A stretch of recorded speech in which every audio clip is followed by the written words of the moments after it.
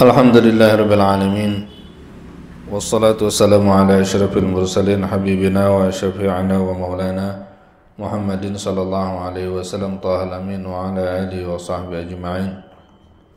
Rabbi shrah li sadri wa yassir li amri wa hlul 'uqdatam min lisani yafqahu qawli saddid lisani wa hdi qalbi bihaqqi sayyidina Muhammad sallallahu alaihi wasallam.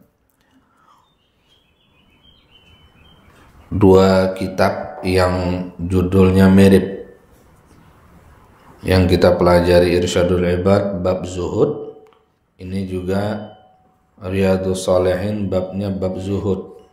Sekarang Fadlul Ju' wa Khusyunatil Aish. Luar biasa, kita diarahkan untuk belajar zuhud, menerima apa adanya. Enggak hanya sampai di situ menikmati, karena fase kehidupan ini akan bergulir, dan ketika kita dalam posisi tidak banyak mempunyai, itu berarti lagi disuruh mengamalkan ilmu zuhud. Nah, coba nanti kalau giliran udah kaya gimana? Susah. Untuk menjadi orang susah, latihannya berat. Kalau sekarang kagak ada banyak yang dimakan, insya Allah kuat. Ya. Kita nggak makan sate, kita nggak makan enak-enak, kita nggak jalan-jalan kemana-mana. Ya kenapa? Karena fulusnya piti nggak ada, nggak ada, kosong. Alhamdulillah. Ketimbang lagi banyak uang, makanan banyak, tapi untuk melatih diri ngamalin zuhud, Fadlul Ju' wa Khusyunatil Aish, ya repot. Kita belajar bagaimana para sahabat dididik oleh Rasulullah SAW dengan kesederhanaan. Berlapar itu biasa bagi mereka, nggak ada yang gerutu. Bahkan pasukan-pasukan perang Rasulullah SAW, mereka itu bekalnya tidak banyak. Beda dengan orang-orang kafir, harus disiapkan peralatan lengkap, senjata lengkap, pelindung diri lengkap, kebutuhan sudah dijamin, kemudian digaji. Maka mereka ikut perang untuk mendapatkan gajian. Lah kalau kaum muslimin perang fisabilillah semata-mata lillah, namanya juga fisabilillah, dan enggak ngurutu. Enggak ada tuh ceritanya.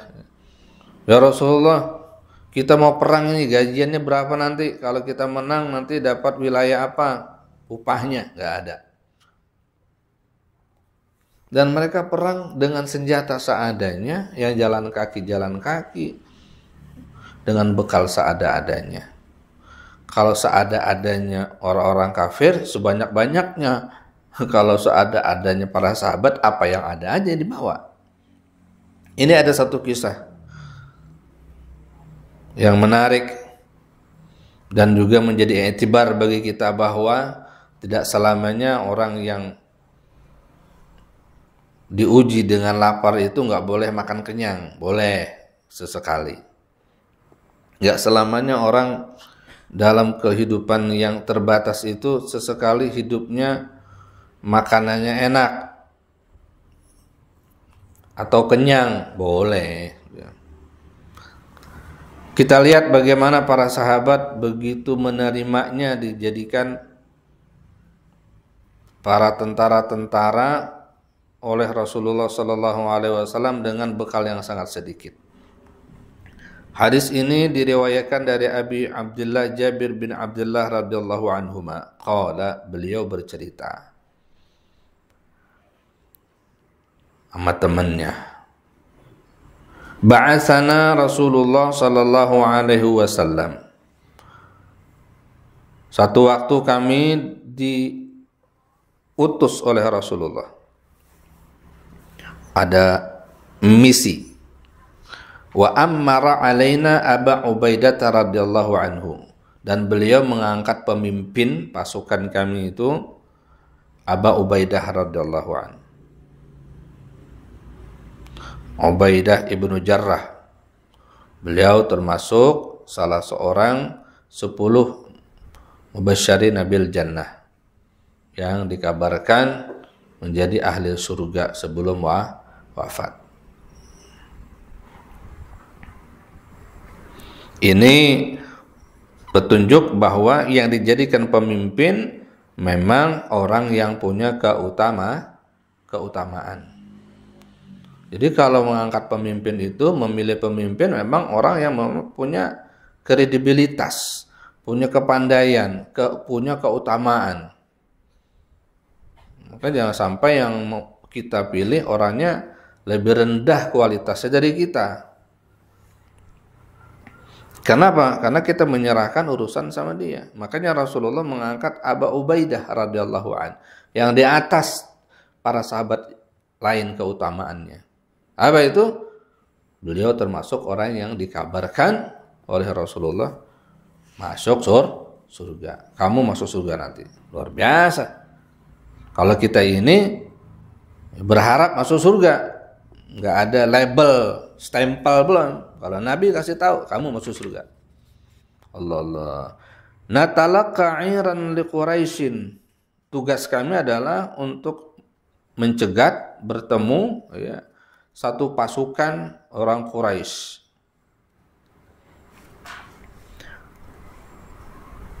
Diriwayatkan mereka itu kurang lebih 300 orang. Wa anna zalika kana fi syahri Rajab. Menurut Ibnu Sa'ad, mereka dikirim ke Min Juhainah, daerah Juhainah. Itu di bulan Rajab ini nih.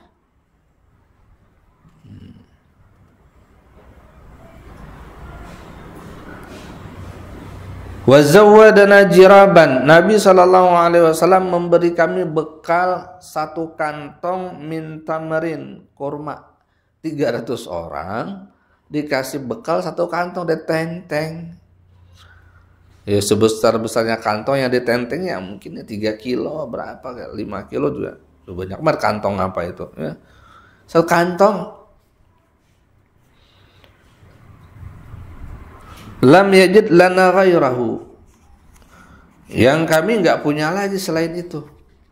Jadi bawa air sama kurma untuk satu pasukan 300 orang, satu kantong kurma. Nggak khawatir tuh sahabat. Bahaya, jalan udah. Kebayang tuh bagaimana iman mereka, keyakinan mereka, hidup mereka untuk agama, untuk Allah, untuk Rasulullah. Buru-buru mau bawa kompor, ya. Dakwah. Jadi yang penting ada bekal, udah jalan. Ini juga menjadi motivasi, suntikan bagi kita untuk dakwah, jangan mikir macam-macam. Udah, ada bekal sekantong, udah. Jangan tanya besok saya mau gaji berapa. Yang penting kita punya wadah, punya ladang, punya tempat untuk menyampaikan ilmu. Udah. Lihat para sahabat disuruh Rasulullah cegat orang kafir sana yang nggak tahu berapa lama mungkin akan terjadi perang, ya, perjalanan jauh, ya, dibekalin cuman sekantong korma. Allah. Fakana Abu Ubaidata yu'tina tamratan.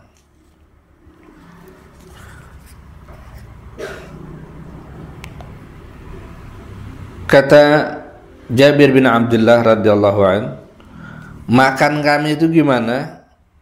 Dia kan bercerita ya. Makan kami itu dikasih sama pemimpin kami tamratan, sekorma, sebiji. Lumayan juga nih ya. Ada 50 santri dikasih korma sehari satu. Udah, kita nggak cari kayu, kita nggak masak, itu aja. Kuat ya. Masya Allah. Nah, Bayangkan, ini bukan sinetron, ini cerita nyata, fakta. Sekorma sebiji dikasih. Faqila kaifa kuntum tasna'una biha. Ya, Sayyidina Jabir ini kan cerita kepada beberapa sahabat yang mendengar atau mungkin tabi'in yang menyimak itu. Aneh tentunya karena generasi di bawahnya kan udah mulai kehidupannya sudah berkecukupan. Kaifa kuntum tasna'una biha. Lah, itu sekorma satu biji gimana diapain dah? Dimakannya gimana caranya tuh? Faqala namussuha kama yamussus sabi. Jadi korma itu enggak kami telan makan, enggak. Kami isep, namussuha kami mut-mut. Kama yamussus sabi, sebagaimana seorang bayi menyusu sama ibunya, diemut aja gitu. Kemudian nasrabu 'alaiha minal ma. Begitu dimut, udah berasa manis-manis, kami minumin air. Dimut-mut, minum air. Fatakfina yaumana ilal lail. Satu biji itu mencukupi kami seharian sampai malam. Ya Allah, udah malam gak habis dah malam, tinggal bijinya aja dah tinggal. Ini kenangan luar biasa yang diceritakan kepada kita. Dahsyat ya. Pasukan yang gagah berani, makanannya cuma korma sehari semalam sebiji. Wa kunna nadribu bi'isiyyin al-khabat.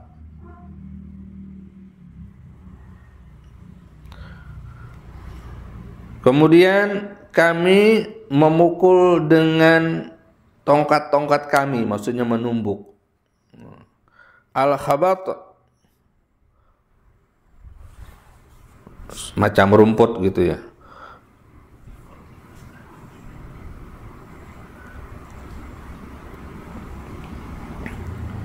Ya, hadza yadullu ala annahu kana yabisan bi khilafi min al-jazm. Karena kan akhbar ratban. Jadi rumput-rumput yang hijau ditumbuk. Untuk menghilangkan kekasaran itu rumput ya. Summa nabullu bil ma'i fanakuluh. Kemudian kami basahi dengan air lalu kami makan.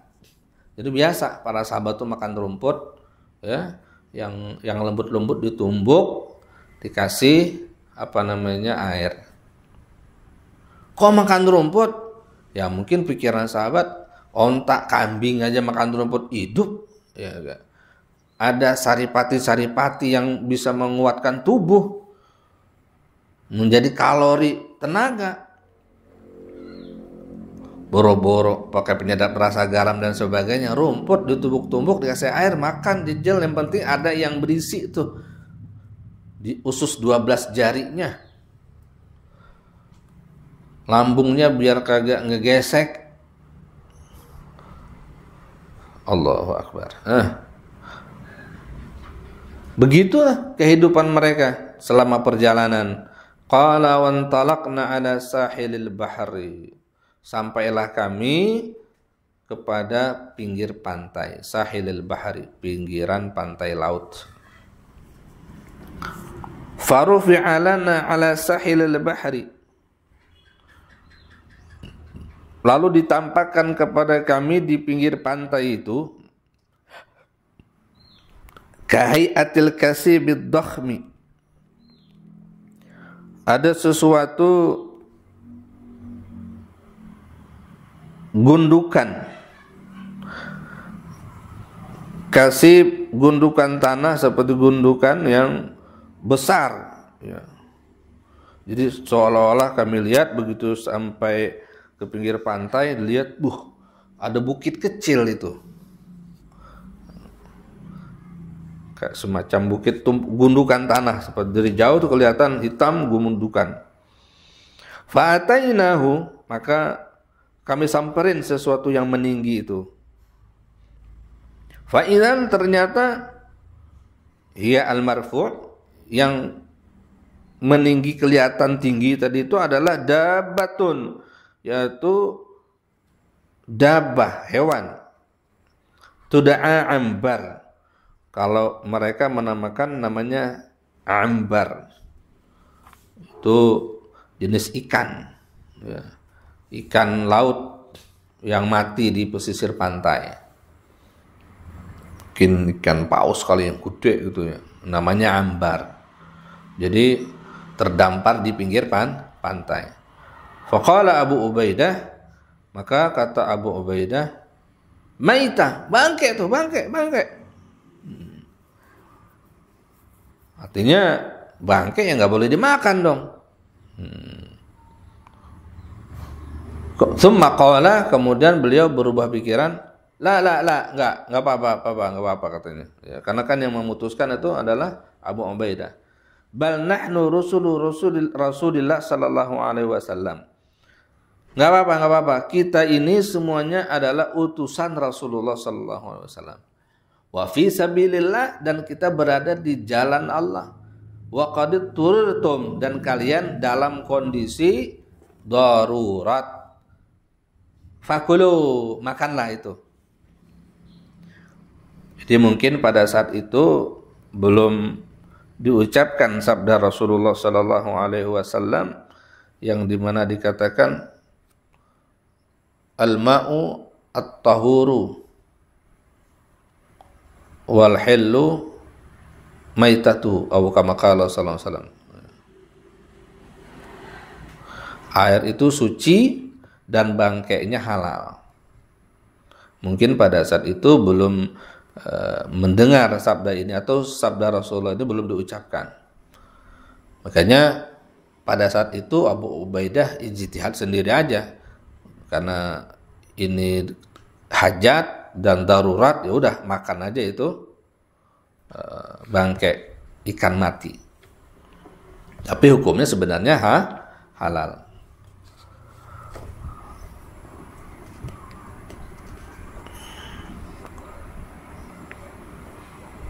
Al-bahru apa ya? Hadis itu at-tahuru ma'uhu wal hillu maitatuhu. Lupa hadisnya. Au kama qala sallallahu alaihi wasallam. Kira-kira seperti itu. Fa aqamna alaihi syahran, dan kami tinggal di sana di pinggir pantai itu berapa? Syahran, 1 bulan. Sambil menunggu pasukan. Jadi begitu ya, pasukan itu suruh berangkat ya berangkat, perintah pulang belum ada perintah pulang nggak pulang, mau ketemu musuh atau tidak ya pergi. Wa nahnu salasumi'atin, kami pada saat itu ada 300 orang.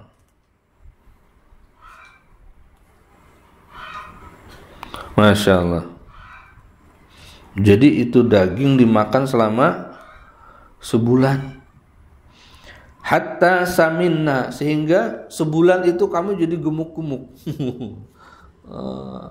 Makan ikan tiap hari. Jadi 300 orang ketemu ikan yang segede bukit. Gedenya Masya Allah ya. Walaqad ra'aituna naghtarifu min waqabi ainihi bil kilali ad-duhna, dan kami melihat naghtarifu, apa namanya itu, Allahumma shalli ala sayyidina. Kalau menciduk akan ditampung. Kami menampung min waqabi aini, dari bola matanya itu bil kilal, dengan nampan atau tempayan ya, atau wadah gitu ya. Aduhna, minyak. Jadi di matanya itu kami tampung minyak. Wa naqta'u minhul fidar, dan kami potong-potong ya. Lemaknya itu kasauri au kakadri saur, seperti kami memotong lemak onta. Jadi dipotong-potong banyak sekali ya, benampan-nampan. As-sauri azikru al-bakar, itu sapi. Zakarul bakar atsaur itu sapi jantan. Al-baqarah kan sapi betina. Katsauri, kami memotongnya seperti memotong-motong daging sapi. Walaqad akhadha minna Abu Ubaidah salasata asyara rajulan fa'aq'adahum fi waqbi'aini.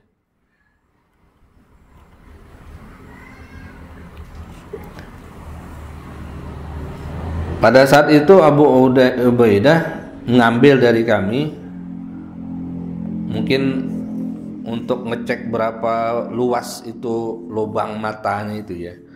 Lalu beliau menyuruh kami duduk, ada 13 orang di lubang bola matanya itu, muat 13 orang. Masya Allah, gede bener.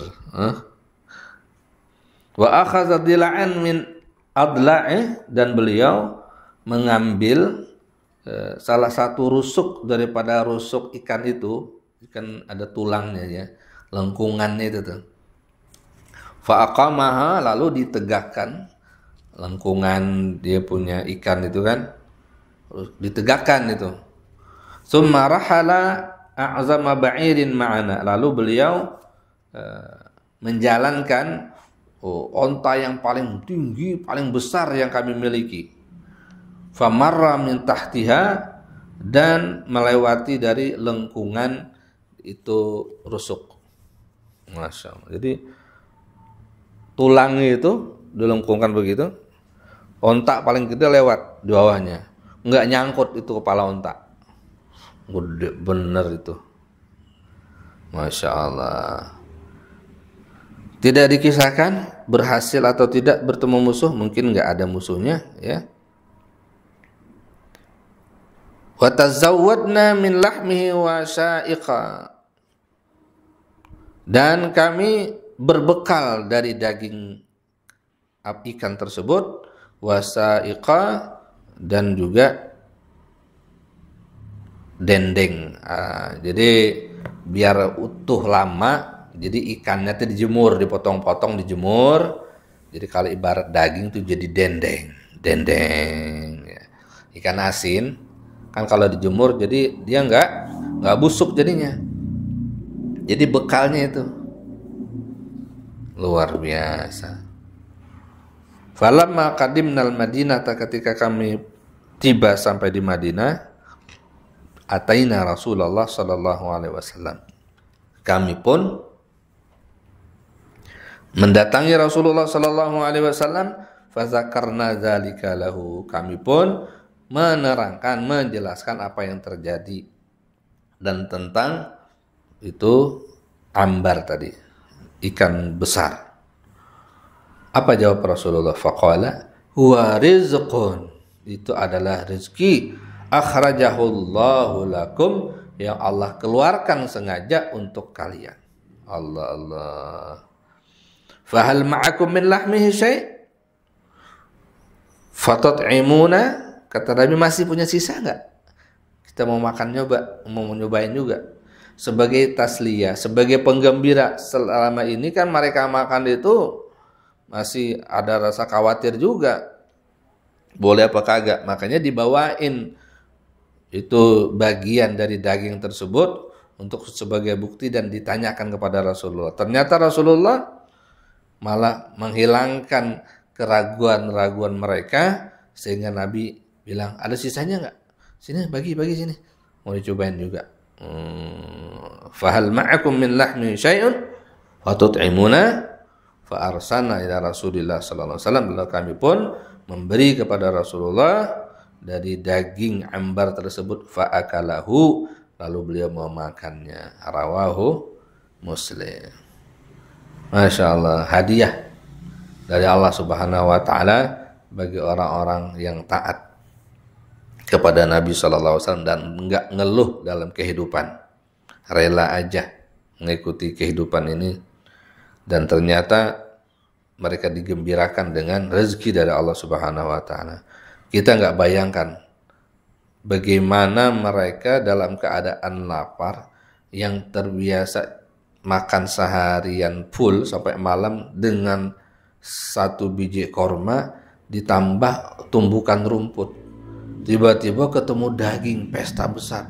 Ketika ketemu tuh girangnya luar biasa itu. Luar biasa.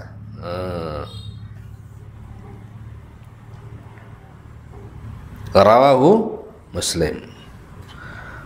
Allah bitaufiq hatta nabi nakhtatim hadza al-Fatihah.